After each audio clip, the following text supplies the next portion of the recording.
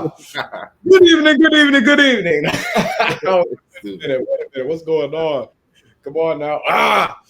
Good evening, y'all. Good evening, good evening. Chillin with Dylan, sports, music, and life takes episode 15, covering the NBA Finals actively, currently. I'm here. You're here. You have nowhere else you need to be. Stay here.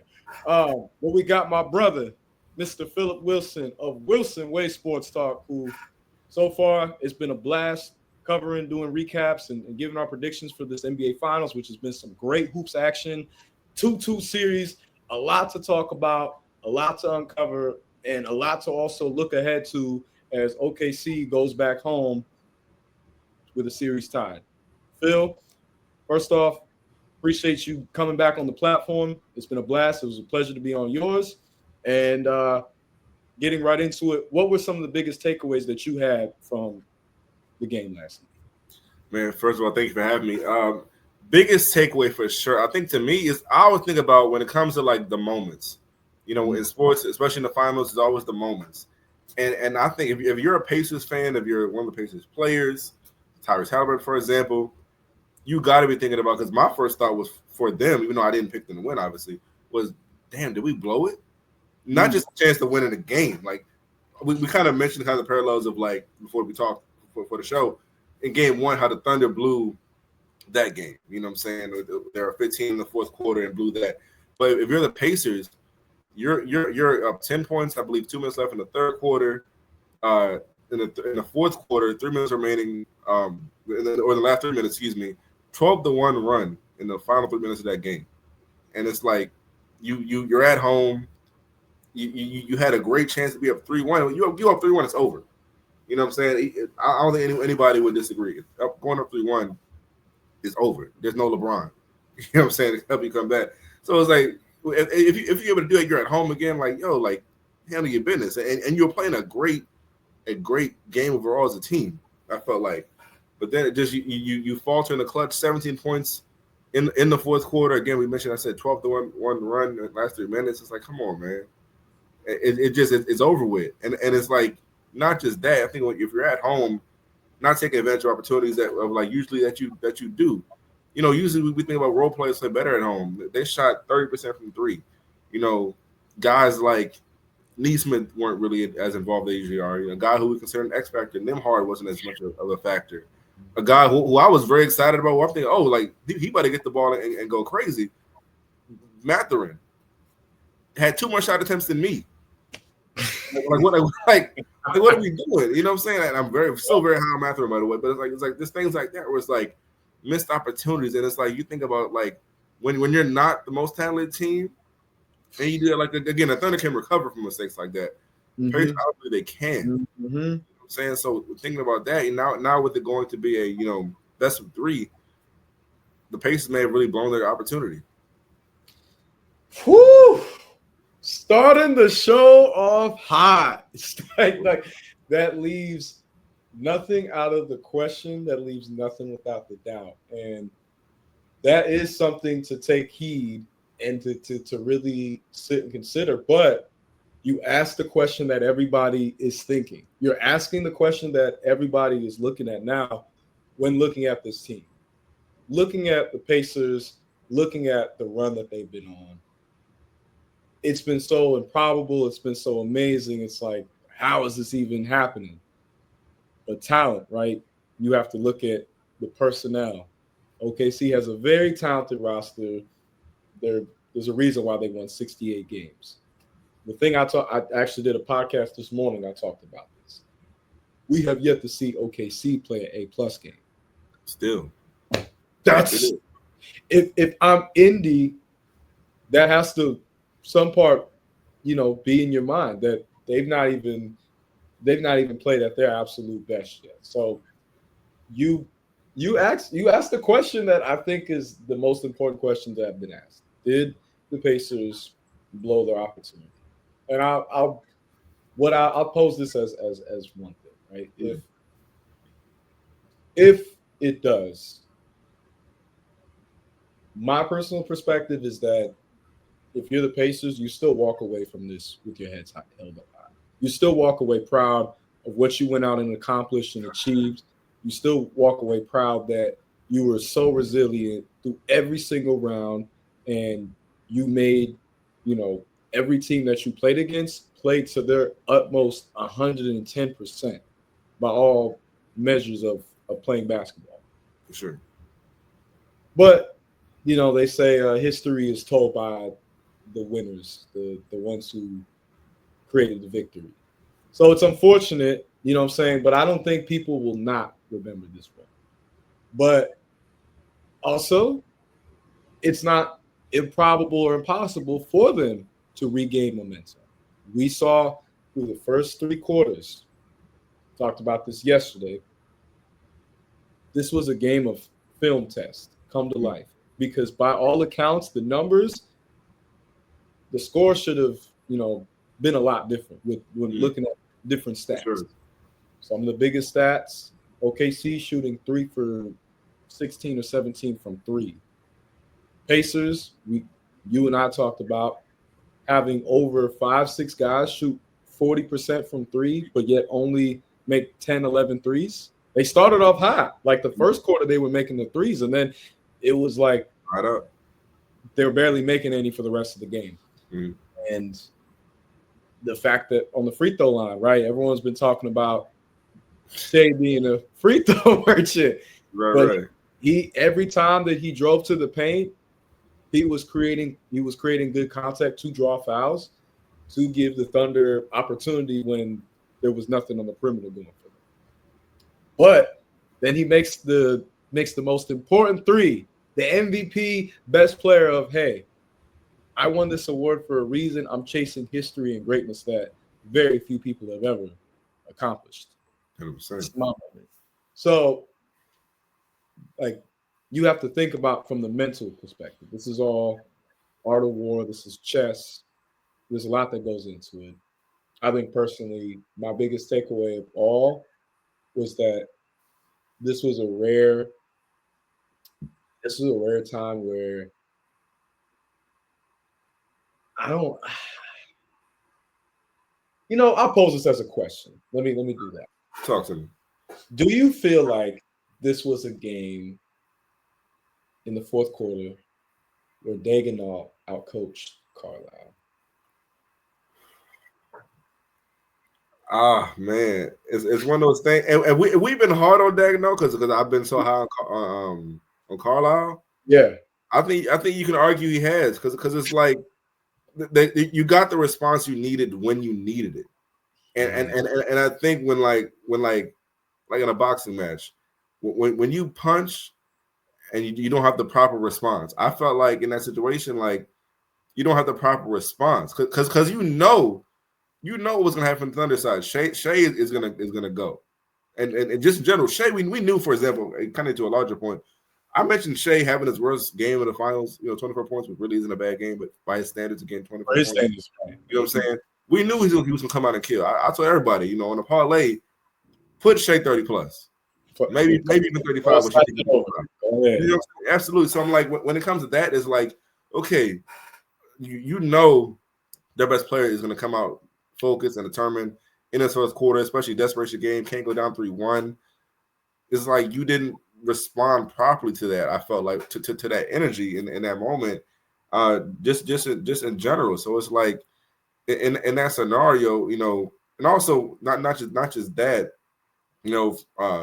from how you couldn't stop Shea. We knew you can't stop Shea. Shea's him, first of all.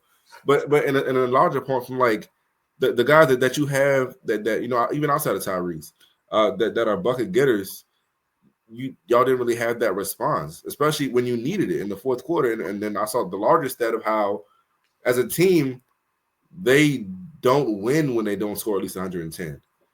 So when you were on pace to score 110, like I said, they had 35, 25, 27 through on the first 3 quarters, each quarter.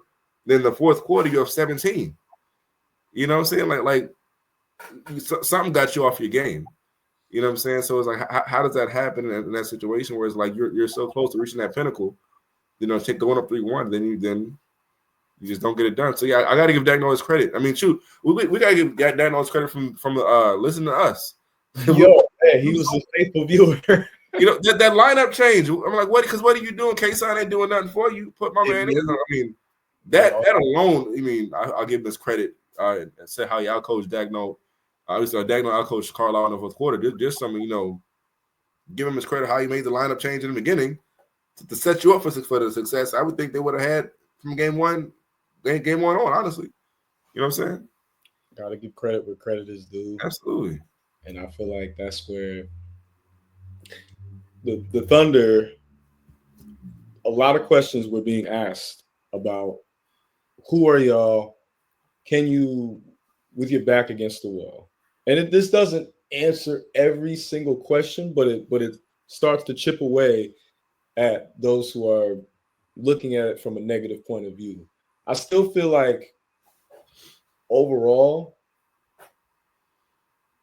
they do need a pure point guard. If there's anything that Indy has shown me, this is as a takeaway to Halliburton's credit, he is showing the they talk about the power of friendship, but the power of a point guard who cares about getting the team involved and spreading the wealth. Look at where they're at. Look at the way that they've been playing, how in sync, you know what I'm saying? The first three quarters was amazing basketball by them. Absolutely. Saying some of the shooting trailing off, just their aggression, just the way that they were rotating on defense, the way that they were hustling. Like, I loved overall the energy, and they were getting needed production off the bench. Obi Toppin, I mean, he's been playing some really good basketball this series. He's fun to watch. I know a lot of Knicks fans are probably at home already pissed about the Pacers being 2 games away from winning the finals. And then to watch Obi, of all the players, who is going to be, no longer on the team, and now he's up on Indy. Like, that's pain right there. But he's been playing well. Guys like Nemhard, the numbers don't reflect his impact, but he has been playing really well. He's been playing some really good basketball. So it's like they're clicked in, they're locked in, they're rolling as a unit. If OKC, already a 68-win team, imagine now you throw in a point guard that, like, imagine if they had Chris Paul still. Imagine if Chris Paul had never left that team and had still been there all this time. Man, they would. I don't want to like jump the gun, but that to me and big man depth are the only 2 things that they need. Everything else, though, bearing everything, they got a squad that can contend for many, many years if they get some things in order. I mean, I think the only thing that I can think of on the Thunder's end is, long term, given that like you already have like a big backcourt, is Dort the long term small forward? You get a does he become an off the bench player, or does Aaron Wiggins end up taking that? Does Wiggins take that role, even though he's also kind of they got a lot of shooting guards that can play the 3, you know what I'm saying, Isaiah Joe, but overall, like, they don't have actual small forward on the team, which is a very interesting thing when you think about, what they became known for back in the 2010s with KD. Right. And does he make a reunion with them if they lose? There's a lot of different speculation overall, because they're not, even though they won and they overall, like, they played better down the stretch, there still is some uncertainty on their end, which is why we immediately are saying this is probably going to be a 7-game series. We don't know if they can close it out. So I think that I say everything I say to say that this is going to be a very game by game type of finals where like really and truly like it's anybody's game. It's anybody's series. But that's also what makes it exciting is the unpredictability. This is a very it's but then if you're OKC, do you feel a way that as a 68 win team that you are matched up very evenly versus a 50 win team? Does that do something to your ego? Because teams are, again, let's be real, right? They're not seeing the Bulls right now. They're not seeing the Spurs. They're not seeing your Lakers. They're not seeing Kobe and Shaq. The 60s. They're not seeing. They're not seeing the. Actually, I don't know. Maybe the Warriors would probably be like their best matchup of the 2010s. But still, like once you get to the KD Warriors, I'm not seeing that. I was gonna say something. I mean, what's so interesting about it, what kind of make them perplexing as far as like kind of just watching them. Yeah. Despite the being a 68 win team, because when you think 68 win team is like that's like you're talking a team with a potential dynasty talk potentially, right? Or building to that, right? What's so interesting about a team that has 68 wins? Obviously, they're very young. So I think when you think about that, with them being so young and having 68 wins, beyond just the roster construction that can be improved and things like that, it's so interesting to have a team that with 68 wins that still has so much room for improvement.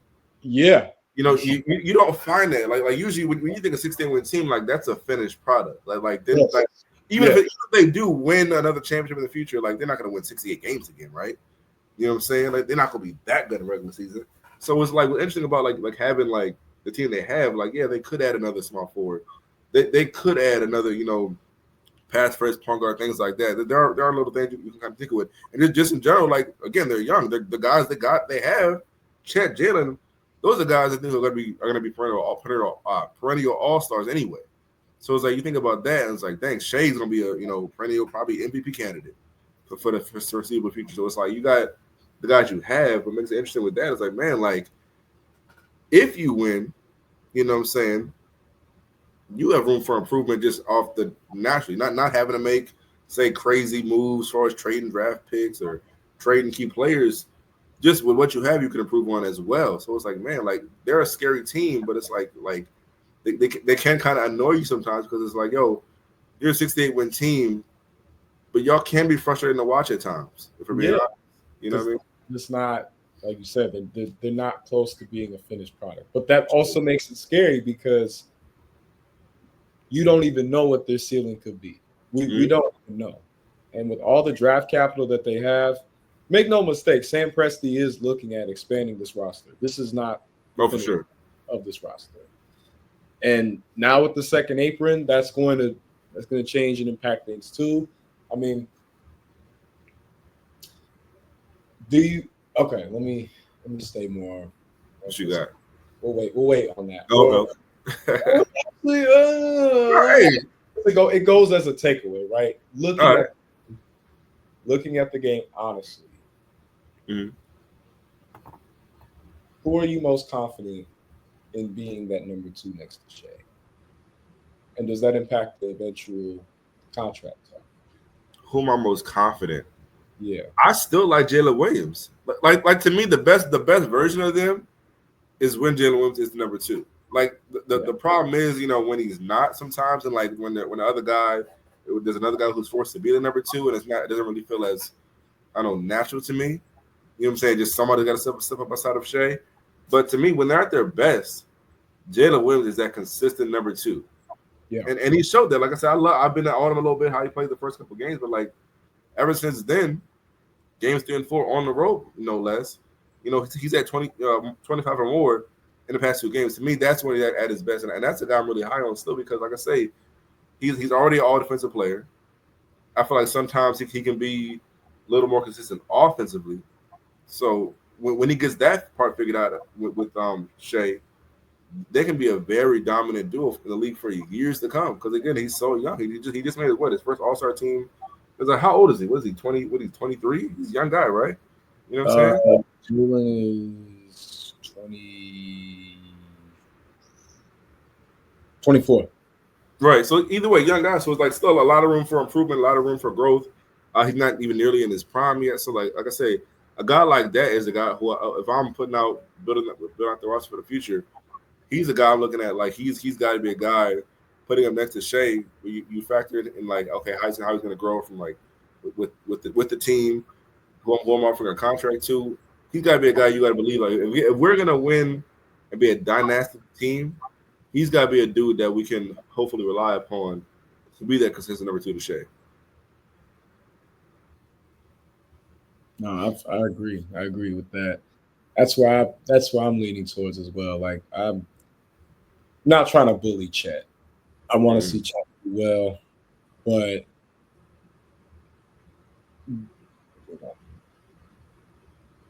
he's got room to improve. He's got weight to gain, and he's got to improve his shot selection. And just overall, when you're looking at a team that is going to try to be built to take on a team that is winning this much, right? Because make no mistake, teams are looking at how do we stop the best of the best teams? How do we get those players?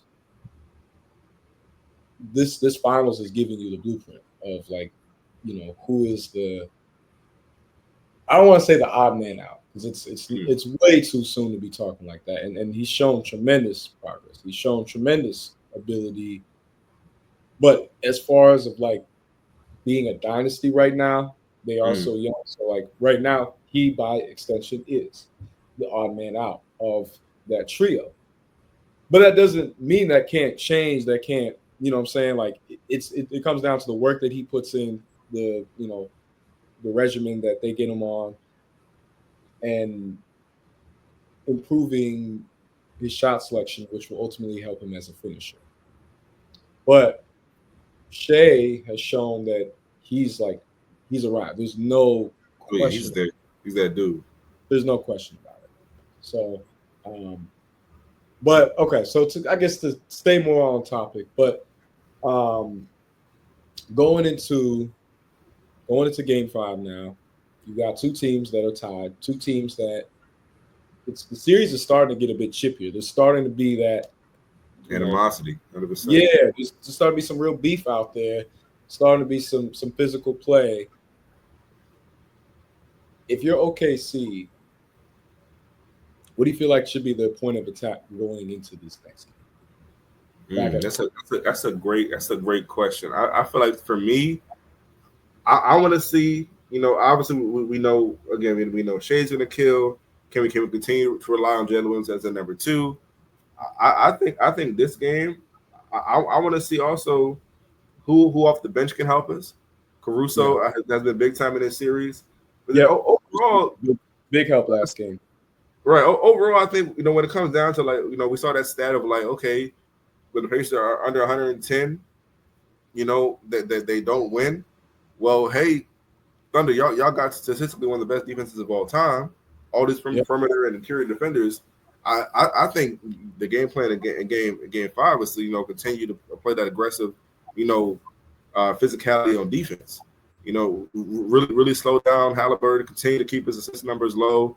Can y'all continue to keep Aaron Neesmith, Nimhard, Mathurin in check, dudes like that? Because you contain them, it's gonna be real hard to get to that 110 plus point number, especially if Halliburton ain't out here going crazy, which he really hasn't been for this entire series. You know what I'm saying? He had that 22-point game in game 3, but that was also with having 11 assists. You know what I'm saying? So it's like he really hasn't had an explosive, say, 30-point game like he did against the Knicks. So I say if you can continue to contain those dudes like that, that is what's going to give you that great number. Because also like the Thunder, they're not the most consistent offensive team anyway. Their offense isn't necessarily what wows you outside of Shea. So to me, what I always think about is what's your identity? I want to rely on my identity to give me the lead and ultimately win this championship, right? It's your impactful and just suffocating defense. I want to see y'all lock in from the jump because their defense creates their offense. They'll turn the ball over, make plays, and that fast break, get that crowd into that game, and then next it goes from having a 5-point lead to like it goes to 20 just like that. You know what I'm saying? So I think to me that's how I want to see in this game is that defensive impact that they really show at their best. So like how they had game 1 forcing 25 turnovers, but actually now let's create some points off turnovers this time. You know what I'm saying? Something like that. I agree. And I think it just overall speaks to the message of starting aggressive, starting hot, not at all giving any breathing room to Indy on the offensive end and attacking them in the paint. You know, space the floor, don't force it. I can't see them putting up another shooting performance from three like this. I'm not shocked. They shot the ball well from three all year, so I'd be shocked. I know they had to be a top 5 team. So yeah, there's no way that you can go into this game and taking it lightly. And Carlisle, on the other hand, I think he is trying to get Indy prepared for that as much as possible. Like this is they almost risk being embarrassed 3-1 and having to go back home. But now they're going back to their fans energized. They're going back to their fans feeling like, whoo, all right, we're back home. Let's really turn it up now. And this might end up being OKC's best shooting game just because of everything that happened so far in the series. So this is great basketball because the stakes are high for both. I'm excited. Stakes are high for both. Now, when you look at player-wise, has there been anybody that you feel like you're waiting to step up, and is there anyone who you're very surprised or very feel like has really been taking the responsibility well? As far as the Pacers, both teams. So I'm gonna start with the Pacers first. A guy who I would love to see be a little more impactful. He hasn't really been as impactful as I would have liked to see because going into the series, he's a guy I thought would need to be a very big impact player for them to contend. Is a Miles Turner. You know, I think especially at the time when they didn't have the Isaiah Hartenstein in the lineup. You know, if you got with just Chet at center, that's a time like Miles Turner to me should eat. You know what I'm saying? So it's like I want to see him be a little more impactful. He hadn't shot the ball as well as you would have liked. He was 0-6 from 3 in Game 4. He's a guy who can space the floor very well at the center position. So I'd love to see him get more involved. I mean, he's never been a great rebounder, so you're not really worried about that. I mean, like, yeah, he only had 2 rebounds in Game 4. You know what I'm saying? I'm not really going to worry about that because that's just not his game. It's not what he is. But I mean, be impactful both ends of the floor, block shots, hit some threes, just put your imprint on the game better. And then I guess as far as if I'm going on the Thunder, who would I love to see? I would say probably Chet. I think Chet, is a guy. Chet to me has such a high ceiling defensively. Yeah, is that whatever he gives you offensively is that much of a bonus to me. I think Chet is so skilled though that I love to see him be a little more consistent and be a little more like I feel like guys attack him so much because of his frame, but I feel like sometimes as a smaller guy, in as far as just like from a physical standpoint, sometimes you gotta attack first. You gotta hit before you get hit is what I'm saying, right? So I'll kind of love to see him be a little more aggressive, kind of like how he was in Game 3 when he had 20 points. You know what I'm saying? I would just love to see more of that. You know what I'm saying? Because I feel like sometimes when you're that third guy in a sense, as far as the pecking order, it's like sometimes it can be easy to kind of just like let those 2 guys eat who are in front of you. But again, with the Thunder not having the greatest offense in the world, outside of Shea, there are times when like it could be like, yo, it might be my night tonight. Like, shit, make it your night is what I'm thinking. You know what I'm saying? I like that. No, I think that's fair on both ends. That Miles, I definitely feel like has to step up if the Pacers want to regain momentum. Yeah. If he's been playing well defensively, for sure. That's where it's just kind of been puzzling, like why he's been having certain offensive struggles. But I feel like he's got to. I get like you have the outside ability. That's your bread and butter, your calling card. Mm-hmm. But you've got the strength, you've got the experience, use that because your opposing defender, if your matchup is Chet, then yes, you have to take advantage of that matchup. You need to. You know what I'm saying? Come on. Like, why would you check it? Hell yeah. That's not saying that Chet is going to make it easy.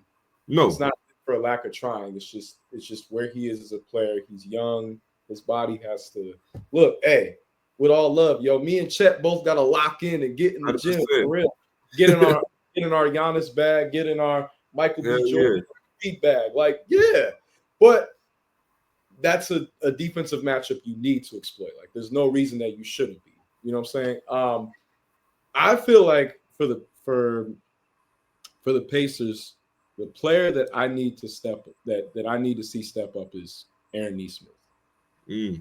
Because if not, if he's still like he's playing well as a defender, as a rebounder, like he's doing all the hustle stuff. But if he's not going to be a scorer, then I don't know whether you throw, the hot hand, quote unquote, which is crazy to say, but like, got to give respect where respect due and credit where credit is due. You throw Obi in there, or do you say Benedict? All right, we saw what you could do in limited minutes, and we also saw what happened when we didn't really give you an opportunity to play. How about we let you start? Let's see what happens. You go out there, you're with the ones, and you're a primary focus on offense.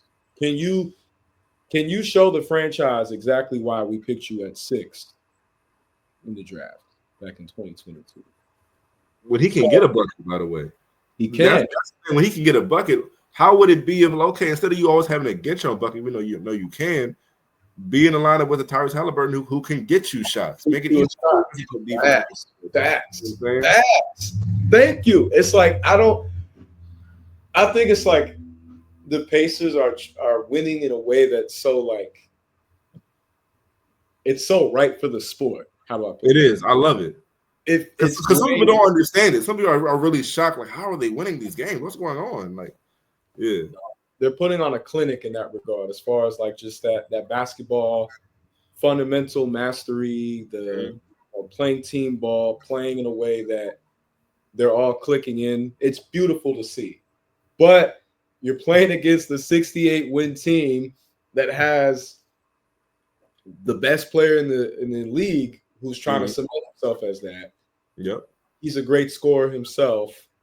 Why not get a fellow countryman who is your best on-ball scorer? I don't care what no one says. I agree. How he's been playing amazingly, but I roll the ball to you, 5 dribbles or less, best scorer, best bucket getter, talent-wise, Mathurin. By far. I agree. Because he don't let you off the hook. That's the difference. Guys like Halliburton, who can really score, sometimes he's passive. That's just his style. Benedict want the ball. He want the rock. He going, I'm at that rim. He got that mentality. It's simple and plain of like, yo, like, did y'all forget I was calling LeBron out? Like, I think he's gone. His name has gone under the radar so much because like that was a couple years ago. The Pacers, right. The spotlight wasn't on them the way that it is now. Right. But I remember it too, and it stuck out to me. I was like, for one, like, okay, like, you got to show me, right? And also, like, okay, it's refreshing to see someone who is like, look, like you're LeBron, but what about me? I'm basketball, bro. We're on the same court. You know what I'm saying? Show me. Bleed just like me. You know what I'm saying? And I love that in players because if you really can go back it up, it just adds to the lore. It adds to to what we enjoy about the sport of seeing those guys snatch the baton. And a player like Mathurin has shown glimpses and flashes. Moments like the NBA Finals are where you really get to cement. Like, moving forward, this 6-man stuff is cool, but I need to be the starter. I need to be the guy that is getting those minutes consistently. I need y'all to build some of the offensive playbook around me and my strengths. And with a player like Halliburton, he's not going to be He's not going to object to that. He's not going to be like, nah, I'm not going to try to get you the ball. I'm not going to try to no. That's what he wants to do. He's there to be that quarterback, that catalyst, the guy who is the floor general. I love Nemhard, and this is big for him too. Like, what's to say he doesn't go out there and show? Just hold on now. I'm the best Canadian on the team, though. Like, yeah. You know, hey fam, watch out, Crody. I'm the best. Yeah. You know, like that's a poor attempt of a Canadian accent, but like, you know, all those guys know each other. They all hooped a lot together this past offseason, the Olympics. Canada did not have. I predicted that Canada was going to be in the finals with the U.S. The only other players that are left from the U.S. team, Halliburton. Look at that. Look how things pan out. Right. So that's something for the Pacers. And then that I feel like, you know, those two players, you know, but mostly it comes down to Neesmith. I feel like if Neesmith steps up, then okay, whatever, that just pushes the conversation back. But if he doesn't, or if Carlisle's looking and saying, you know what, maybe it is time to do something different. Because you can still, Neesmith as a player can still contribute off the bench. No, for sure, yeah. He can still get impactful minutes, do the same stuff that he's doing now, and it not take away from, you know, what they're trying to do offensively and how they play defensively. And then I would say, you know, Pascal probably has been their best overall offensive player, most consistent, yeah, but just most consistent, yeah. So that's always going to be. It's always going to be appreciated and thought of highly. Now, OKC, I feel like the player, you know, you already got kind of Chet covered, so you know, we'll leave him alone. We've given him enough. we've given him enough ammunition. You know, I like him as a player. I think he's good. Me too. Like, I need to stop doing that. I need to stop calling guys who are over 21 kids. But he's a good young man. Like, you know what I'm saying? Salute to him. I would say the player that, you know, I have to continue to see you playing at a high level. It's not saying that because he showed and played really well, but it's J-Dub for me. Like, there's a lot of question about you because we know what Shea can do. There's no question about Shea. Every night. And then we also know, you know, not to pick on him, but we know that Chet's development and overall learning curve is going to be a little more difficult because of his body and some aspects of his skill. You have been plugged into the perfect situation, and as a player, how do you rise to that moment and rise to that occasion? I think he can do it. Yeah. He just has to continue to, you know, go out there and show it. So, yeah, I feel like that's just the player that I'm the most because he's a big difference maker in them winning or not. Absolutely, for sure. It's that number 2 option, yeah. Look how he played in game 1 and look at the result. You know what I'm saying? That there was points that he himself probably feels like I left on the board out there. And if we make a couple more buckets from me, we win that game. We escape with, you know, with our lives, but we at least win. We make it happen. And, you know, I think that game 1, you know, gave so much energy and gave so much motivation for the Thunder to start the series like that. So they're going to be, I guess this is a good way to pivot. How do you expect Indy to come out for game 5? And what type of mentality they're going to take? If I'm the Pacers, I think in their case, if I kind of took out what I said about Chet, they should want to attack first because again, they're a team and they're like they got to know. If we know that, we know they know, right? Yeah. If you know you haven't won games scoring less than 110, then damn it, go out and get some buckets. Go out and make things easy for yourself. Go out get some transition offense. Obviously, you know the obvious thing as far as like individual players being aggressive. You know, Tyrese Halliburton. You know, we can say, yeah, you know, look at the rim at least. Try to get to the free throw line. You got to the free throw line for the first time last game. Do it again. Yeah. That's still crazy. Stuff like that, right? But overall, you can't really control it. Hopefully get good looks from three. You know what I'm saying? Because that's your game too. Like you're a team that does. I wouldn't say relies on the three. I don't like saying that because I think about the Celtics. You know what I'm saying? Relying on three. But they're a team. Sorry. But they got so many guys that are consistent 3-point shooters. You know what I'm saying? So it's like that's a part of your game, and you will need to rely on that to get to that high score number that you want to get. You know what I'm saying? Just get quality shots is my main thing. But I would say definitely just get that going. I'm sorry, but you need to get Benedict Mathurin more involved. You know what I'm saying? I'm a harper on it because I think he's such a talent. You know what I'm saying? I think a guy like that who, like you said, the best on ball scorer. I mean, not say you got to start him, but you can't get him 2 shots, bro. So that's come on, man. Like 2 shots. Like I just that's something. Carlisle's got to give emphasis to me. What's that?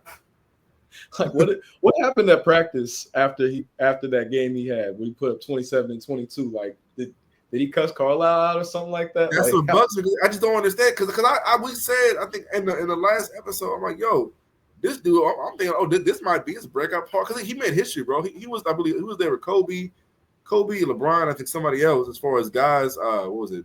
23 or younger to have 25 points in an NBA Finals game. He's on a very short list. So I'm like, yo, okay, he about to cook. He about to be another big option in this committee we call the Pacers because they're a committee offense. It's not always one guy who we rely on to score. But if you can get somebody who's a bucket, I'd like to rely on that if I can. You know what I'm saying? Yeah. So especially when you get up against a great defense. I'm like, okay, because they have such a hard time containing him when he does get the ball enough. Get enough attempts at the rock. So it's like that's something I'm thinking about. Like, okay, like yo, play to your strengths. You know what I'm saying, and use the guys that have been most effective for you, which Benedict Mathurin has been one of those dudes. You know what I'm saying? So just let him cook, basically. Let the man cook. No, yeah. I think to that point because it's got me thinking. That 2015 Hawks team. Because I don't know. I'm pretty sure you watched Club 520. Oh, gosh. Shout out that team. Shout out. Like he's been. Teague has been. The original JT, by the way. The original JT. Remember the nickname thing? Yeah, right. JT Zero. The original JT. Original JT, boy. Yo, that's hilarious. Yeah, that's just hilarious to be rounded up. But yeah, like there are similarities, obviously at the point guard level. Shea and Jeff Teague, no diss to Jeff Teague. Shout out to Jeff Teague, but Shea is just leaps and bounds. But that team is very similar, right? In the sense of they're built so with the not the Thunder. Take the Thunder out of the equation, but there are similarities. But the Pacers are built very similar to that team. Yeah. And the thing that Hawks team lacked was that number one scorer when the pressure. Go-to guy, 100%. Like, hey, this ball movement and everyone getting to touch the ball, motion offense. Yeah, that's real cute, but right. But now they're not letting us get those passes. Someone's at the top of the key. What are you gonna do? What can you make happen? Yeah, who's gonna take us there?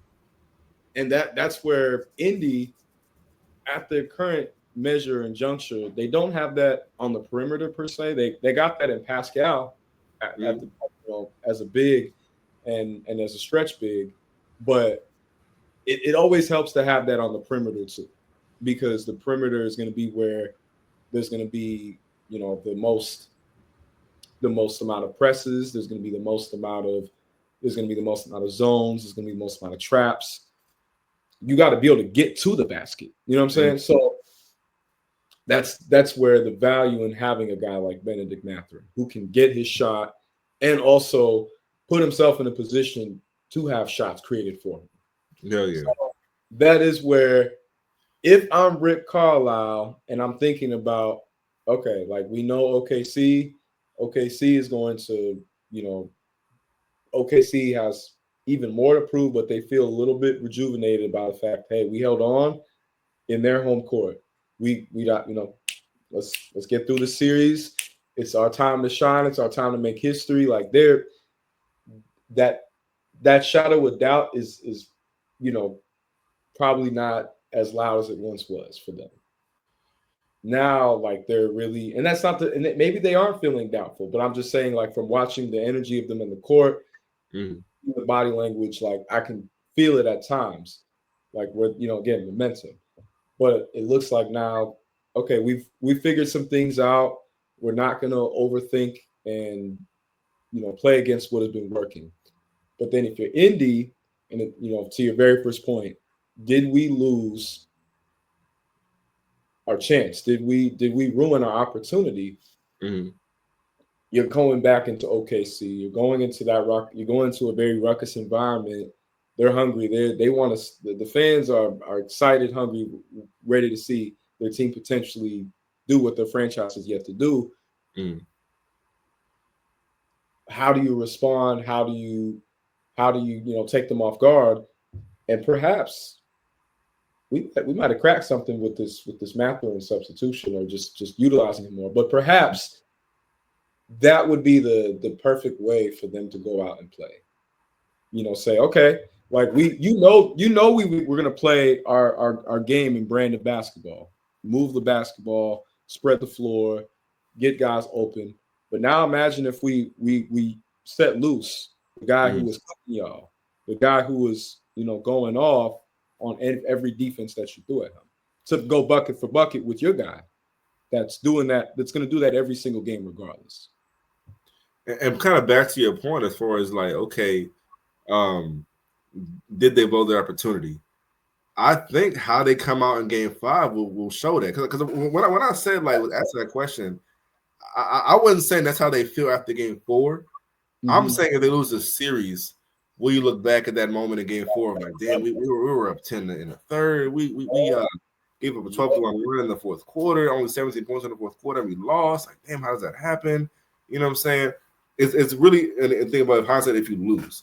But as far as Game 5, how you come out in response, I think after such a crushing defeat, is going to be a big indicator. But also, if you're the Pacers, I don't think you're worried yet, because the Thunder have won when they absolutely needed to, like to avoid going down 0-2 when the series could be potentially over at that point, to avoid going down 3-1 when the series could be potentially over at that point. Can you beat them when it's kind of like, mano y mano, we got the same stakes? You know what I'm saying? When it's not just the extra sense of desperation, we got to win. Like, we can't go down 0-2, we can't go down 3-1, like I said. When it's mano y mano, and it's all right, let's see who's better at this moment. You know what I'm saying? That's going to be interesting. That's what I said for the Pacers. You're not worried yet, but like I said, if you lose, it's like, damn, man, yeah. So that's a perfect pivot and segue. But by far, who do you believe has the most amount of pressure on them going into Game 5 and moving forward the rest of the series?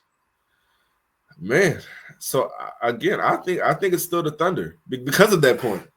You won when you had to win. You avoid having a big deficit, you know what I'm saying, things like that. But again, when you're the favorite, and in some people's eyes, as unfair as it can be, people think like, oh, damn, why the series so tough, man? You only tied 2-2 with the Pacers. Like, y'all that 6-8 team. Why is it so? What's going on? Why is it so tough for y'all? You know what I'm saying? It ain't like anybody in the Pacers dropping 35 points like Shea is. Nope. You know what I'm saying? That's what people are going to be thinking. Even though as unfair as that is, but at the end of the day, that it is what it is. To me, it's still the Thunder, because it's like at this point now, like, okay, you survived. Not losing home court advantage, you got it back. It's a 3-game series. 2 games at home. Like, you have no reason not to win. And some people's eyes, as far as winning the series, obviously I picked them to win, but you got to do it. Like I said, I always say with favorites, oh, you're favorite to win, all that. You're this good and that. You got all this talent. You got to do it. This ain't 2K. You know what I'm saying? So it's like I love, it's real life. Someone like, to me, it's like when you're the favorite team, you're at home. You know what I'm saying? You have no reason to not win. You got the MVP. It's like, to me, the pressure's on you, because for example, if the Pacers don't win Game 5, we won't be disappointed in the Pacers. I mean, obviously, if you get blown out, that can be disappointing. But for just the result, like, if you lose the Game 5, we'll be like, oh, they're gonna force Game 6. They're gonna win Game 6, force a Game 7. That's I feel like how it's gonna be in our mind at this point with how the way the series has gone. So I wouldn't say we're not gonna be disappointed in the Pacers if they lose Game 5 unless it's in some crazy disappointed fashion. Again, winning Game 6 at home, Game 7. But if you're the Thunder and your ass lose Game 5 at home, and you go back to Indiana with Reggie Miller with that whack outfit, boy, I'm scared. He throwing shots. The only thing scared that your chance to win a championship at that point is Reggie's outfit. Yeah, OG, that fit gotta go. He said, y'all can bring Reggie out, y'all can bring Caitlin Clark out. It don't matter. Come on, man. Thunder at 6. Nah, Monday is your stylist. Come on, man. But he put that on in the dark. Come on, bro. No, I'm just saying because it's real. It's on and how when you project a series to go, man, was where the pressure comes from. Because like I say, like when you're the Thunder, you can't lose this game. No, because I don't see you winning Game 6 in Indiana. So if you lose Game 5 at home, Pacers in 6. Yeah, that's why I gotta say. At the end of the day, Thunder, like you should win this game, but also you better win this damn game. Yeah, no, emphasis on that. So, yeah, I think you spoke to that perfectly. I feel like to give insight to the Pacers, but a perspective that I know that you and I have talked about. Because yes, 100%, the pressure is most on the Thunder. I feel like Shea is not removed from the pressure, but I'm not worried that if by chance they end up losing, that we're going to be talking about, oh, SGA wasn't the real MVP. He didn't step up. Like I don't think that's going to be the talking point. It's going to be this team, even at 68 wins, is beatable. They're not fully ready yet. There's things that have to be adjusted. Right. But on Indiana, I don't believe that it's pressure in the same magnitude because he doesn't have to worry about being an MVP. Mm-hmm. However, I do believe that there will be pressure on Tyrese Halliburton. Yes. That it's increased. It's in, his name is building.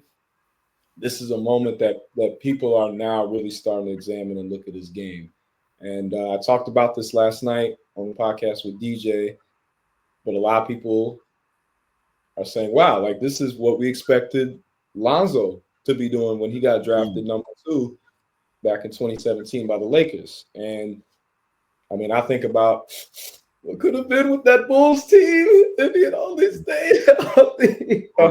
Oh my God. You brought it up. Every time I think about it, when they got together, I think it was that 21-22 season. They're the number 1 seed in the East. I'll be thinking about that.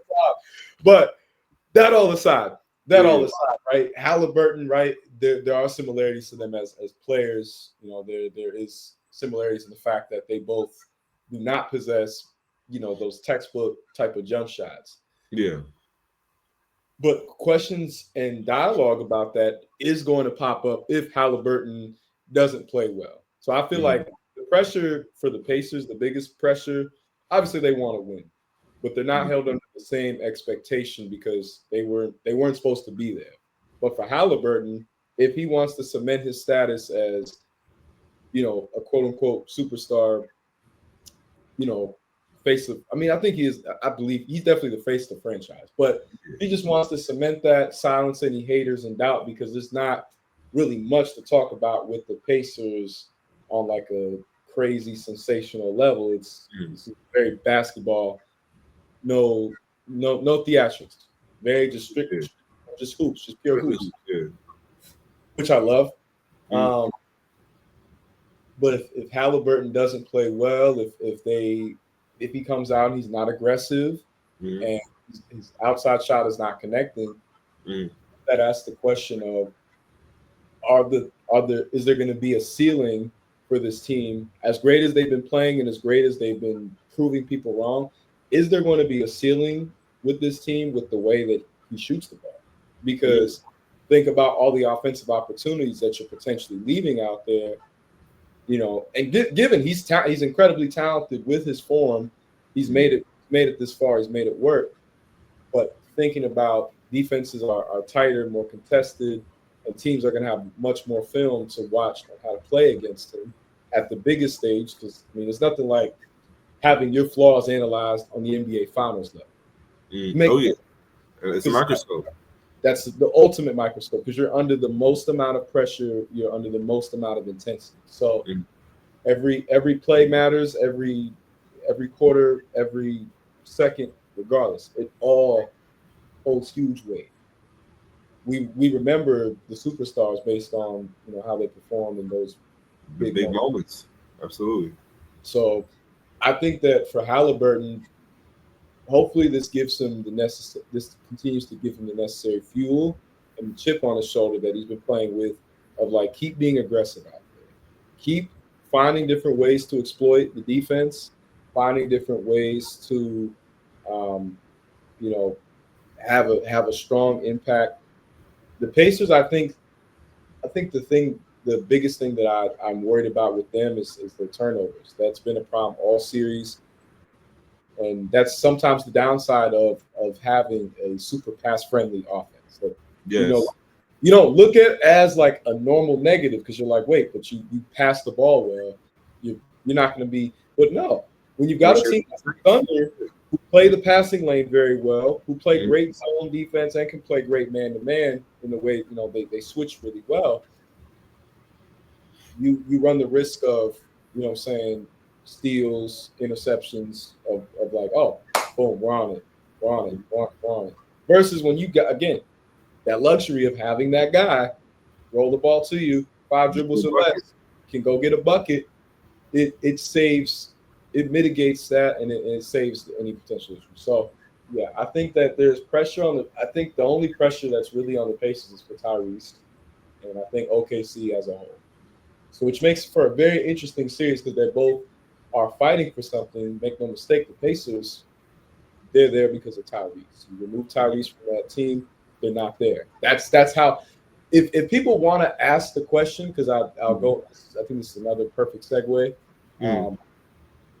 Legacy implication. What are the legacy implications for Shea, and what are the legacy implications for Tyrese? Because you remove both of these guys from these teams, they're not there, but their impact is in 2 different ways. So, what's your perspective on that, Matt?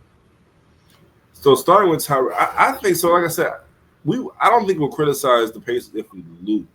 But to your point with Tyrese, if they lose because you played bad, like if you go out and have like that game we had against the Cavaliers where he had 4 points, that's a bad look. To me, it's all on the how you lose. The result is one thing, but look into the bigger picture, it's how you lose. Like you can't lose because you just ain't show up. Like if he dropped, let's say for example, let's say he has 30, 10 and 10, and they lose. We like, okay, all right, you're lost, but hey, Tyrese, hey, you showed up, brother. You went and had a game. So that's where like the result doesn't matter as much to me as far as it does how your performance looks in, say, pursuit of that result, whatever it may be. You know what I'm saying? Like when you that dude, like they can't lose. Where it's like, damn, we can blame you easily. You know what I'm saying? Because the star players get blamed regardless. Of course, you know what I'm saying?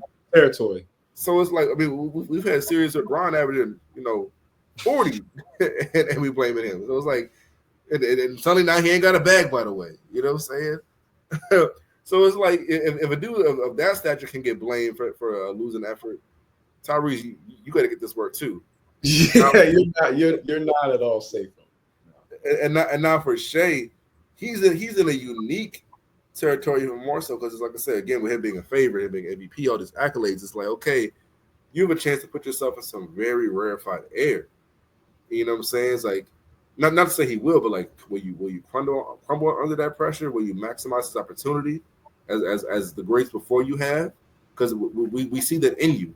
So that's where, like, when you get to that legacy conversation, it's like, okay, this is the beginning of, because we've had, look at the years we've been in recently in the NBA, the Curry era, LeBron era, things like that. We could be looking at a transition into the Shea Gilgeous-Alexander era. Yeah. Yeah. That's to me, the stakes are that high for him because of what he's accomplished with the team he has.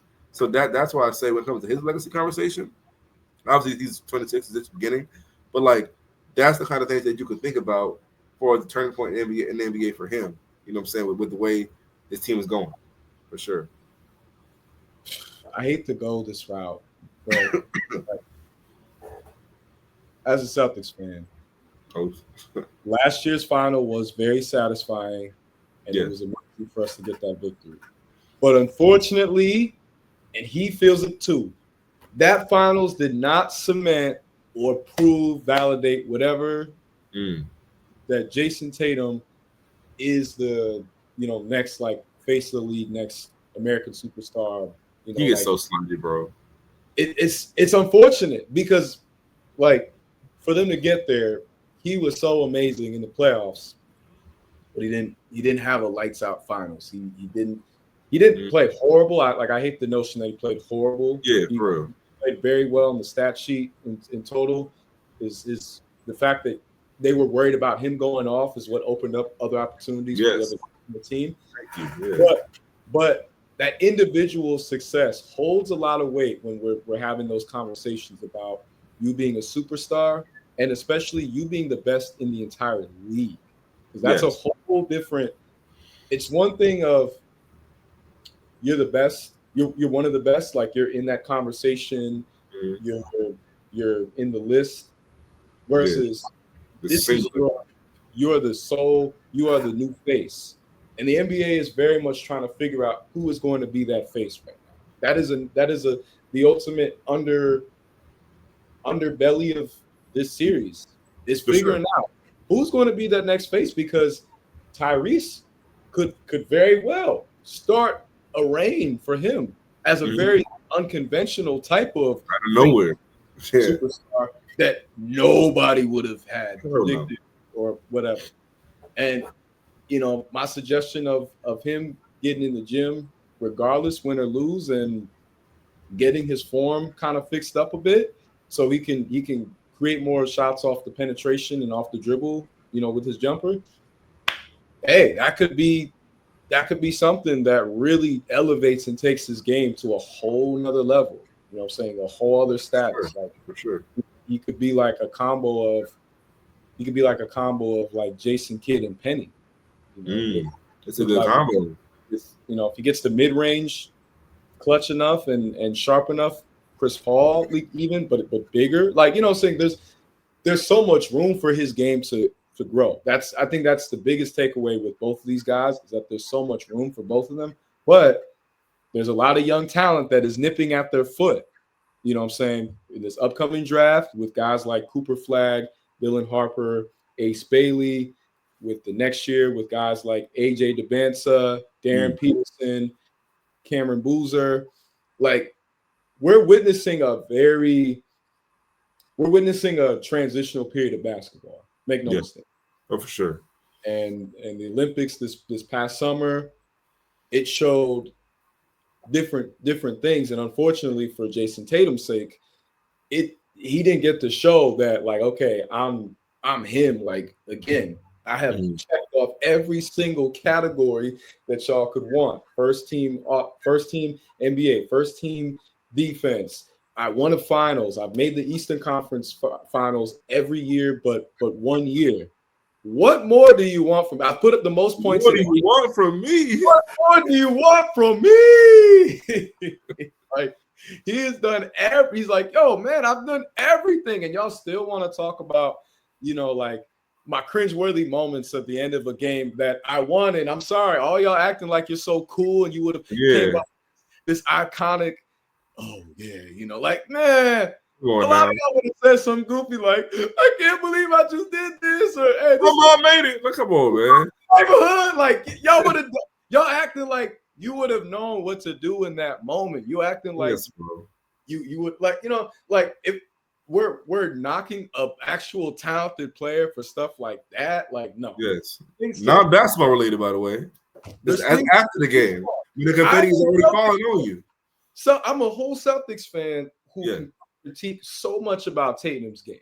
You know what I'm saying? Yes. But that is very rarely what is being brought up. So that's where they say winning cures all. Mm-hmm. But when you win as the number one and you ball out, no one can deny you. Think about, and you know this, right?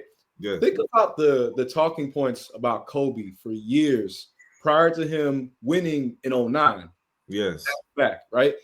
Because he had won 3 finals as like a 1B to Shaq's 1A. Yes. But there were plenty of moments where he was 1A. And talent-wise, he was a 1A talent. And then he had an individual success, but it did not translate to team success. Mm-hmm. And then he finally wins an MVP in 2008. But he's not able to win the finals. He's not able to reach that mountaintop as the number 1A unquestioned guy. Mm-hmm. Then he goes to the Olympics. The ultimate revenge tour of like, hey, yo, bump that. Mm-hmm. It's Mike and me. Ain't nobody else. 100%. Back 2009, ready to rip the world, open, rip his head off. That changed the trajectory of Kobe's legacy so much. It shut up so many people. So there was so much at stake for Kobe, and he delivered. And that's why we remember him in the way that we do. That's why we hold him esteem that we do. Think about Jordan. Jordan answered the call time after time after time after time. After time after time. And some teams defended him better than the rest. But when he was called upon to be the best player on the court, he left without knowing Mike got it. MJ got it. So 100%. That's where right now the NBA is trying to figure out, who's going to be the next one? Because LeBron, Curry, KD, they're all on the way out. You know what I'm saying? Who's going to be that next one? Is it going to be someone who's already here? Or are we going to keep waiting? Are we going to still be left wondering? And that's where it would be tough where now OKC, there's no way that if they win that the finals MVP isn't Shea. I'm sorry. No, there's no one else on the Thunder that has earned that honor. That's not the, downplay what a guy even like, Alex Caruso has been doing. But let's live in actual reality, people. Let's stop the jokes. Let's have serious conversations as adults. But with the Pacers, because that team ball, they're anyone can kind of be the man depending on the night. Mm-hmm. For Halliburton, right? We saw how he reacted when Pascal got that.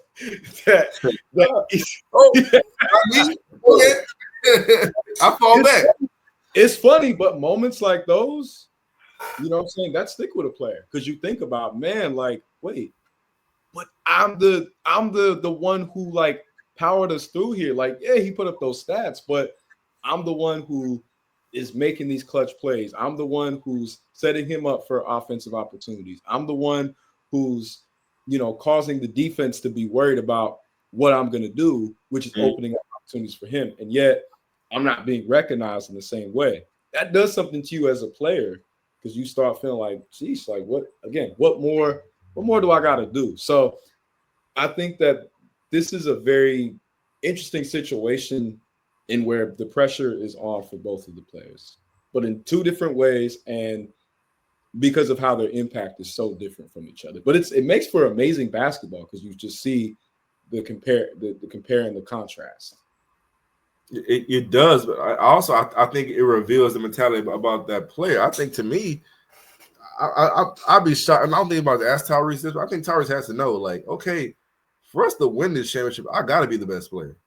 Yeah, I think Tyrese does understand that. I mean, for you to react that way to Eastern Conference Finals moment, I think like in mentality, like wise, like one, you're that dude, but also to get to where you want to get to, like I gotta be that dude.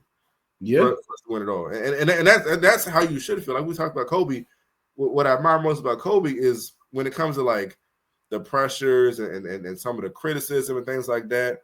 To me, more than any other at least basketball player, he internalized that and allowed it to motivate him more than any other player ever. I mean, we think about like as much as we love a guy like LeBron. Yeah. LeBron actually crumbled under that pressure of that moment in 2011 because he didn't like being a villain. That was out of his comfort zone. Like that wasn't something that he really wanted to be. Kobe embraced that. He loved it. You know what I'm saying? He want to break your heart. You know what I'm saying? Smile at you while doing it. 2010, bro. 2010. That's my point. So it's like for as a player who wants that moment and doesn't care how you feel about him. Yeah, because he has that. Doesn't care how you feel about him. He has that to his energy. Yeah, not everybody has that. You know what I'm saying? So that's something that matters in that moment. We're like, okay, it doesn't matter what nobody thinks. I don't care how you feel about me, what you say, what you write about me. I know what I need to do for my team to win, and I'm gonna do it. But then also getting it done. Actually, getting it done. That's another thing too. Because like I said, you can have as much motivation as you want, but if Kobe don't go out there and win them 2 championships, it's a different story. You know what I'm saying? The story that we're talking about. I guess if I'm Tyrese, the player that I'm looking at most is a Magic Johnson. Magic Johnson. The fact that, I mean, I talked about this with DJ as well. It's crazy the fact that there was detractors when it came to Magic after me as a Celtics fan saying this all by the way. It's crazy that after the fact that he won a championship in his first year, that there was talk about like, oh, he's a front runner. He's not a he's a paper tiger champion. Like, it's crazy to say that about someone who did that as a rookie. Like, we're not seeing that, but it just goes to show you how wild the discourse has been. For sure. But there was a narrative about Magic, and then when him and Bird finally met in the finals in '84 and the Celtics won, it was like, oh, you got trashed though, yeah. Oh, he's not that guy, Tragic Bronson. You know what I'm saying? Like they were making jokes. There was no social media back then, but the papers were talking, the TV stations were talking, the radio was talking. Right. And then when he went out in 85 and 87, I mean, that just changed. That changed. Yep. Right. That changed the trajectory of his career forever. And those Lakers teams, Kareem started out as the number 1 scorer, then it went to Worthy. Magic was the driving force, but when needed, called upon, yo, Magic, we need you to go out there and have a triple-double where you're getting like 30. Say less, I got you. I'm not putting Halliburton at the same talent level as Magic. I want to make it very clear. Yeah. Very clear. Just like I wouldn't put Shea at the same level of Kobe.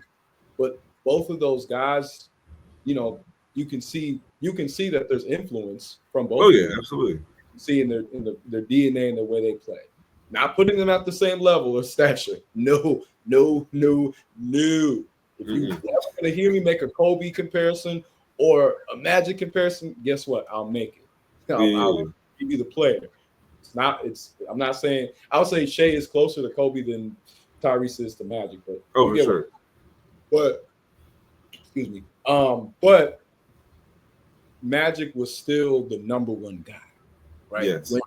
When called upon, there was a reason why he won. He won all those Finals MVPs, if I'm not mistaken, in all 5 of his rings, right? Or no, I believe Kareem won 85 though. I think I gotta look back. Okay, yeah, so Kareem 85, 87 when he hit the baby hook. Yeah, he got that one. He got that one. Yeah. And then 88, he won that one against the Pistons.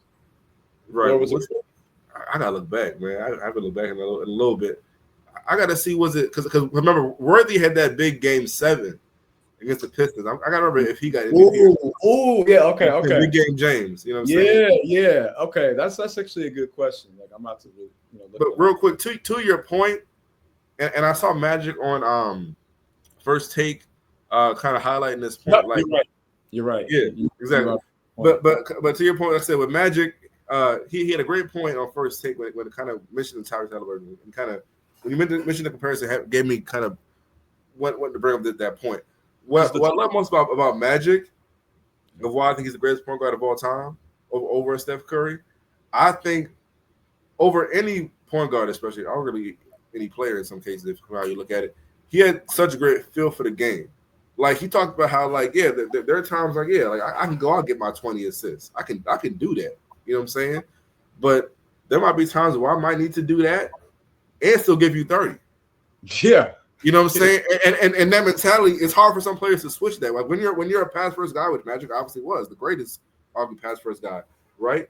But to have to be able to switch a mentality like that in mid game, not many guys can do that. And that's the step I love to see Tyrese Halliburton make. We're like, yeah, it's okay to be pass first, get your guys involved. You have a team by committee approach, power, friendship. We love it. But when you need to be that dude, Magic can go out and be that dude, no problem. And with Tyrese, it's like, you know, obviously have to hit the game-winning shots. But I'm saying overall, just from a performance standpoint, as far as being aggressive, he doesn't always give you that from, you know, a game-to-game standpoint, I feel like.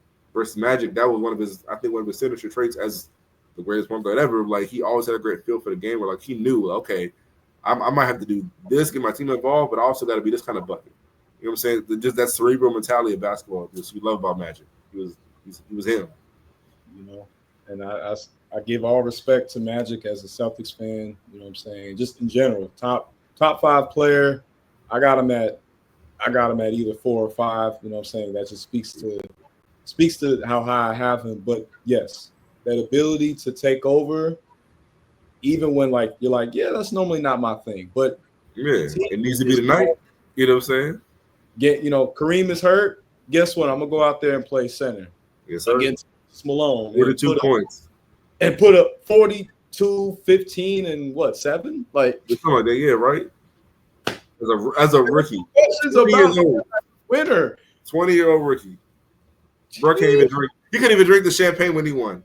Right. Gotta sit in the corner. Like, yeah, y'all enjoy that.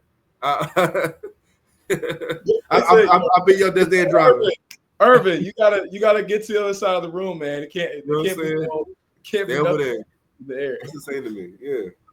So yeah, I think that's what makes this a very interesting finals in both situations, is that the legacy implications are there's pressure on both of them.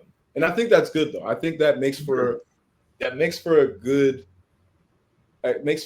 finals, and that also just makes for a better brand of basketball. You should want that pressure. Pressure is privilege. A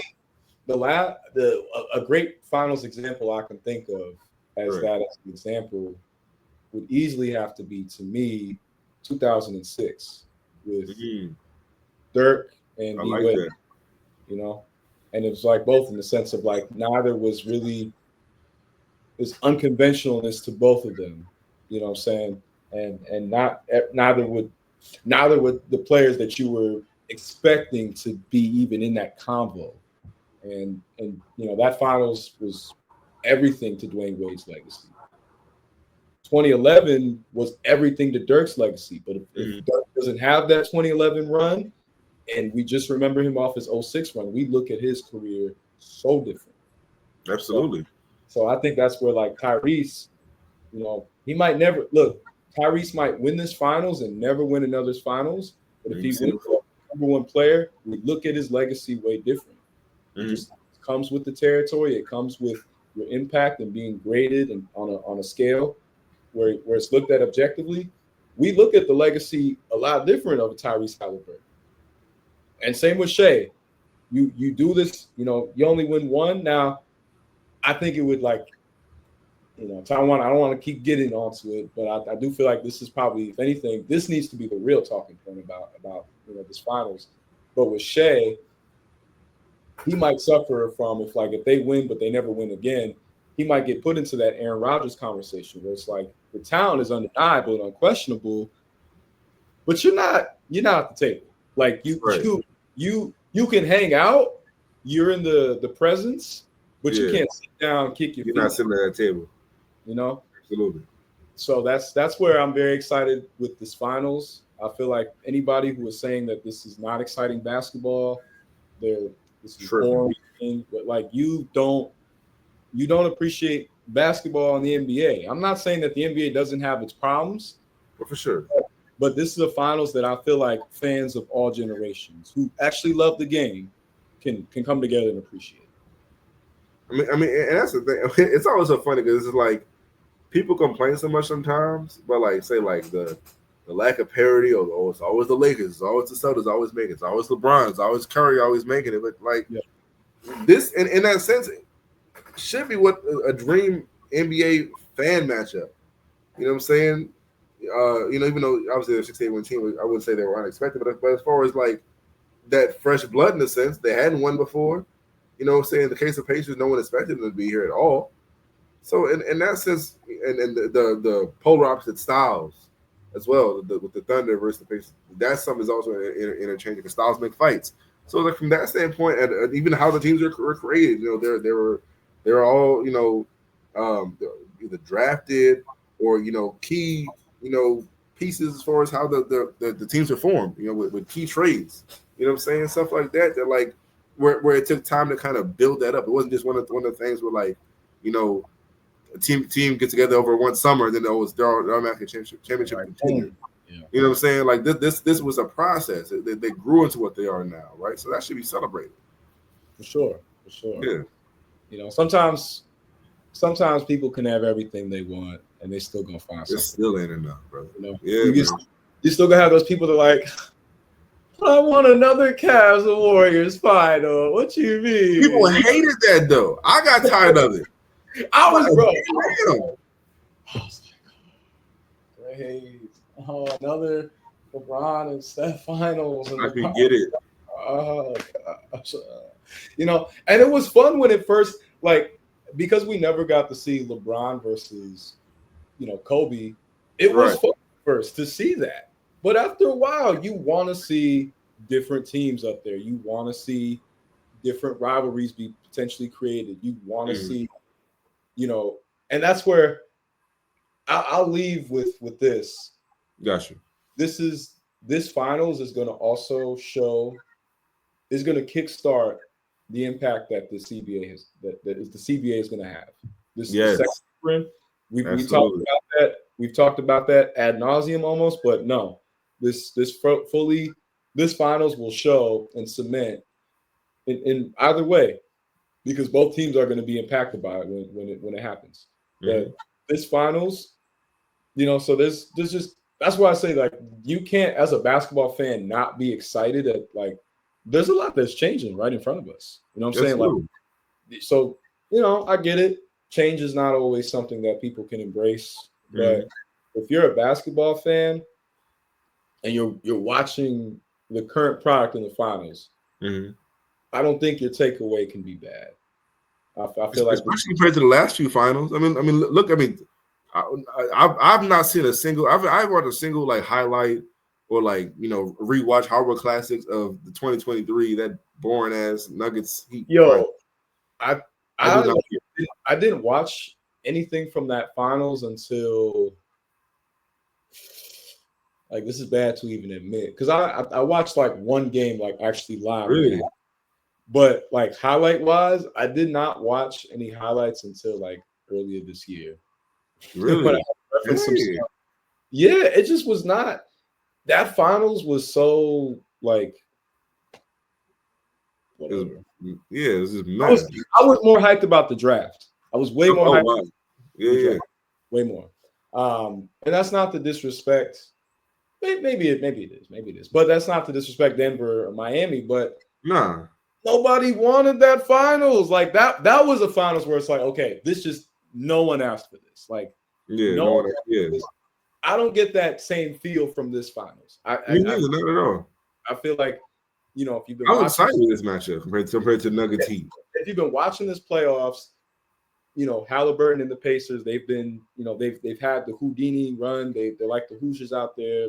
They feel like a March Madness team. Like there's that upset underdog potential with them. And then with the Thunder, they're the best overall team. They have the best player who, is a lot to score 30 points or more, and he's been averaging that for the last 3 seasons. So it's like there's curiosity of like, okay, who's the new guy in that lane? Who's the new premier 2 guard? Because we grew up with Kobe and D Wade. We were younger, but MJ's presence there, Vince, T-Mac. We came up in the era of like superstar level guards and wings that Absolutely. were number one play AI. So that's where, okay, who's the next in line in that type of lineage of players? Yeah. So that's the intrigue that a player like Shea has. So yeah, I say all to say, like, this has been so far a very entertaining finals. I appreciate it, and I'm excited to see what happens. And I feel like this is going to answer a lot of questions that NBA fans have moving forward on where the league is going. Make no mistake, this finals is a lot more important than people realize. I agree. For sure. That sounds real, like, no, you're right. But like, you have to think ahead and think about like the league, right? And it's crazy, like the turn of the century, the 2000 finals, the last one that Indy was in, right? There was a lot of people that had Jordan fatigue. The people, I love going back to watch that 98-99 season. One, I was born in that time frame, so yeah, I'm biased. But two, it was some of the most pure basketball, because this was really like the league in a whole new spot. Jordan was finally gone. It wasn't like, well, okay, not finally gone, but like it seemed like at that time, yeah, for sure. It seemed like he ain't coming back. He left on a game winner. Like you don't write you don't write or you don't complete a better finish than that, right? Yeah. If I'm Michael Jordan, I would have, salute to him for at least allowing me the chance to see it with my own eyes in Washington. Yeah, right. But if I'm Michael Jordan, I would have retired after that 98 finals. You can't go out in any better finish, yeah. So there was a lot of talk at the time of like, who is that next face of the league? Who is that next guy? Who is going to be that? Who's going to be that team that gets people? And that 2000 finals was very important. The first title with Kobe and Shaq, bringing a title to LA for the first time since '88, and that was huge for them. Unfortunately, the Pacers get kind of forgotten about in the process. Yep. But that finals was huge for them. And then 01, that was a finals that was huge for AI. Made him a face of a generation. Made him I would say arguably, like, not to, I do got to wrap this episode up, but I would say that AI, with respect to Kobe, but I would say that AI was the most influential player after Jordan. Yeah, I would argue that. As like a top, like that to me is like a top 3 of like influential players in that time span. Because Kobe's kind of that, like, if you want to put like a umbrella of that Jordan influence anyway. So like, because you can't attach Kobe's influence without attaching Jordan's to him in a sense, because that was his mentor. But when you made a great point, I want to kind of wrap it up here, I guess, with that. With the 99, NBA season, how that was so, unique. You could kind of argue it could be the same way next season, because no one's gonna assume, even if whoever wins the championship, no one's gonna assume anybody's gonna go back to back, because we've seen now it's gonna be 7 different championship winners.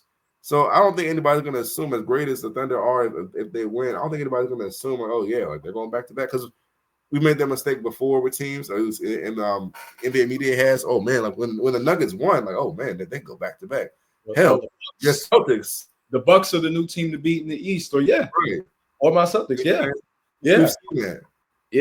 So it makes it unique. And then, like, on the financial side, right, the lockout was influenced by the players and the contracts. Well, ding, ding, ding, new CBA, new second apron. Goes back to contracts. Goes back to, okay, you want to build a team, you're going to really have to build a team now. Right. You're not relying on free agent. Right. Free agent. Where you at? Max contract. No, those days are over. Those days are, like Slim Charles telling Bodie. See, about the old days. But that was the old days. But real quick. But think how open the league is gonna be next year. Like I say, we don't know where Kevin Durant's gonna go. We don't know what's going on with the Celtics because Tatum's out. Cavaliers, you don't believe in them. Could the Pacers be back? We don't know. The Knicks, what are they gonna do? Pistons, are they gonna step up? Magic, what are they gonna do? They're a young team as well. Your Lakers, obviously they might fall off because of not having Dame. West. That's going to be a big one for them. It's just so many scenarios of where the league could go next year, where it's like you can't necessarily pinpoint where it's like, oh, this is definitely going to happen. So that's why I said, kind of that 99 comparison, where like you don't know what can happen. You know what I'm saying? Yeah. So I don't know. I feel like that's that though. That not to flex on both of us and to overly prop us up, but I feel like if people really hear what we're saying is that there's a lot that goes into this NBA lore. There's a lot that goes into this NBA history. Yep. And it behooves you, it serves you to take the time to really understand it. And don't just go off of like, I'm watching it so I can find something to critique and be like, it sucks. It's not as good as today. Like that. Yes. That's the worst possible basketball. It's the worst possible. It's a childish. That's what a child does. Honestly, yeah. That's what a petulant kid does. Yes. But an adult with grasp of their emotions and an understanding of themselves enough to be able to respect the precursor, but also be able to, because the thing is, when you understand stuff from the past, it gives you a better understanding of the present. Right? You want to get an understanding, Like not to, but I guess to brag. How many people have you heard talk about and reference that time period in that finals with this one? Make that comparison. How many people, people aren't doing that because they're not taking the time to really watch the game, analyze, and also put themselves into that time frame of what was the discourse, what was the dialogue, what were people saying, what was the climax. What was unique about that time period? Yeah. Just looking at things with no context. You know what I'm saying? They're not understanding that no, there was serious weight at this time to this situation or that situation, or this wasn't being properly covered, but the real ones knew from watching, and it showed in the results. So there's just so much that goes into it, and that's just the only thing that we, Phil and I, as really lovers of this game, and also being of age to have witnessed several monumental shifts. Because like we're both of that age where it's like we got to see the NBA at different like baby phases in a way. And I don't think people really take that into consideration, that like people born in like that from like the mid 90s to late 90s, we had such a very unique experience as basketball fans and how we got introduced to the sport, just because of so much that changed and happened in that span of time. And then being able to see that within the 2000s and then seeing that in the 2010s to seeing that now, like we have seen so much change. I would argue as much as any other, if not more. Definitely any other year. Kids, you know what I'm saying? Because the 2000s, the 2000s kids, like, not saying that there's not any who are, we in our circle know some who really know the game, but their voices are being drowned out by kids who refuse to humble themselves. I sound like such an uncle right now, but you know what? I'm letting you cook. Go ahead, dog. Y'all out here saying that you can round my age up to 30. Well, this is my round my age up to 30. Round me up, then. I'm gonna let y'all, and then I'm gonna let y'all go. You know that old head that keep on talking. Yeah. All right, come on, Pastor. Come on, Pastor. Come on. But all I'm gonna say is, right, take the time to humble yourself. It's okay to not know everything. I did not know what I know without taking the time to go research, do the knowledge. Same, I know with you. We are students of this, right? Yes. So to those people who are watching this, I want to make it very clear to you. This is not your average basketball talk where we're just, quoting corny Instagram discourse stuff. No, this is real hoops analysis over here. This is real ball. And we're also providing historical context, and we're providing context from having a feel and IQ for the game. Yes, sir. So, young OGs, man. Basically, respect it. If you don't get it, you better respect it, because some of y'all out here right now are silling up the game. You're making it bad for brothers like us who got love for this. And I'm not over here trying to flex on nobody, stun on nobody. I do this for the love of the game. Again, Absolutely. That's what my intention is. That's where my fuel is fueled by. That's the engine that I go off of. I go off the love. And that's part of the love for me, is being able to make the historical connection, being able to show the evolution of the game. But that should be the dialogue that's being talked about right now with this finals. There's a lot at stake. This finals is going to be a lot more important and have a lot more impact than people are really taking into account. But that's why, hey, you need to come to our channels to watch us break it down, because we're doing it in a way that is not very much represented and seen. So, sometimes you got to speak to the people. You got to speak to them, give them something to work with. We're giving y'all appetizers, entrees, and desserts. Come eat, because that's what we do over here. You know what I'm saying? But if you can't stand the heat, and if you can't stand the heat, guess what? Get out the kitchen. Yes, sir. So I say all that to say, man, it's been an absolute blast talking about this game.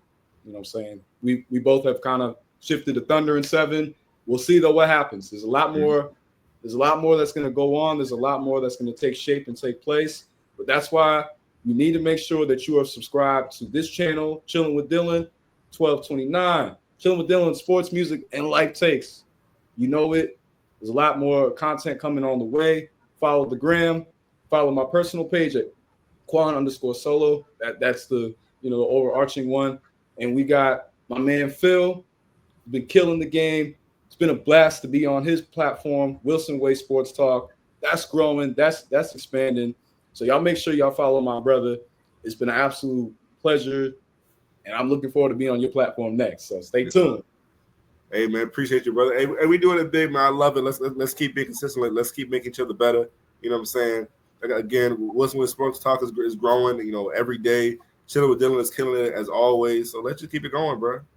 That's the only way. Look, man, this is your 2000s final moment. This is my 08 or 2024 moment, depending on how you look at it. You know what I'm saying? But this is the time the show improves. So, hey, that's what we're going to do over here.